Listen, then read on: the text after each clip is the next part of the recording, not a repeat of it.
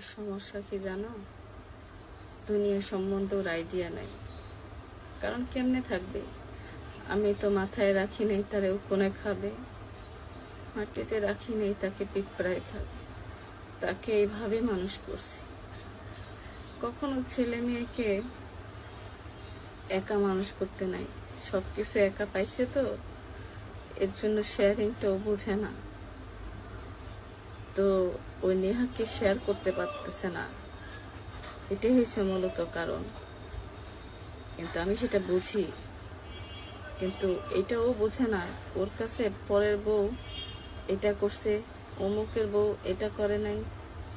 মানে আমার কথা হয়েছে, বাবা ওনার বউ এমন করে নাই। দিন শেষে তোমার কিছু হলে অমুকের বউ তোমার কাছে আসবে না, তমুকের বউ তোমার কাছে আসবে না, আসলে তোমার নিজের বউই আসবে। হ্যাঁ, তো দুনিয়া সম্পর্কে তোমার আইডিয়া হয় নাই তো এখনো। আমি চলে যেতাম, শুধু যাই নাই কেন জানো? আমার মেয়েটার 2 দিন পরে পরীক্ষা।